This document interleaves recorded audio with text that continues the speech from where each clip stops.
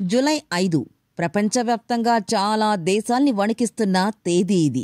July 5న ప్రళయం ముంచుకొస్తుందని కొంతమంది అంచనా వేసి మరీ చెప్పారు. ఆ అంచనాలు నిజమయ్యేలా శాస్త్రవేత్తలు వెల్లడించిన కొన్ని వాస్తవాలు సంచలనం రేకెత్తించాయి. జపాన్లో పసిఫిక్ మహాసముద్రం కింద సునామీ ప్రమాదకర ఫాల్ట్ జోన్లో అరుదైన స్లో మోషన్ భూకంపాన్ని అక్కడి శాస్త్రవేత్తలు గుర్తించారు.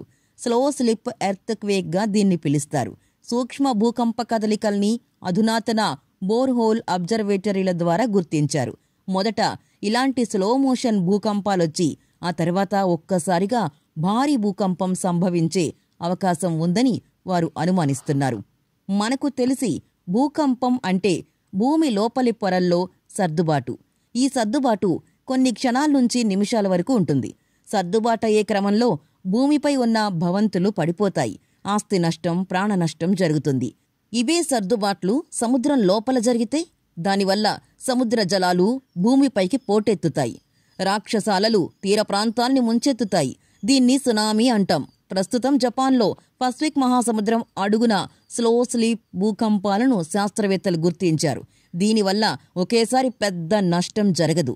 ఇది కొన్ని వారాల పాటు కొనసాగుతుంది. అయితే అతిపెద్ద భూకంపానికి దీన్ని తొలి హెచ్చరికగా భావించవచ్చు.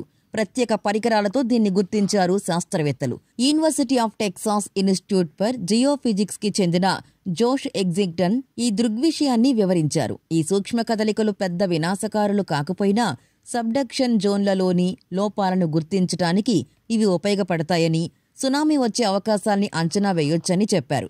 అయితే ఇప్పుడు ఈ అంచనాలు మరింత భయం కలిగించేలా ఉన్నాయి. ఎందుకంటే జూలై 5న జల విలయం తప్పదని జపాన్కి చెందిన న్యూ బాబావాంగా జ్యోతిష్యం చెప్పారు. ఆమె అంచనాల ప్రకారం జూలై 5న సునామీ వస్తుందని అంటున్నారు.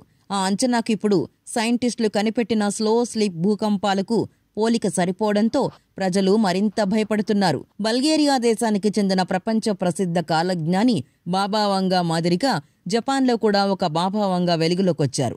ఆమె అసలు పేరు రియో టాట్సుకి. 1999లో కూడా ఆమె ఓ పుస్తకం రాశారు. నేను చూసిన భవిష్యత్తు అనే ఆ పుస్తకంలో 2025 జూలై 5 ప్రస్తావన ఉంది.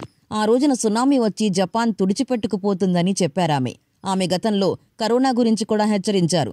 బ్రిటన్ యువరాణి డయానా మృతి గురించి కూడా గతంలోనే ఆమె ఊహించి చెప్పారు. అవన్నీ నిజం కావడంతో ఈ సునామీ కూడా నిజమయ్యే అవకాశాలు ఉన్నాయని జపాన్ వాసులు వణికిపోతున్నారు. న్యూ బాబావాంగా సునామీ హెచ్చరికలు సోషల్ మీడియాలో వైరల్ కావడంతో జపాన్ పర్యాటక రంగం తీవ్రంగా నష్టపోయింది. పలు విమానయాన సంస్థలు తమ సర్వీసుల్ని తగ్గించాయి. పర్యాటక బుకింగ్లు 30% పడిపోయాయి.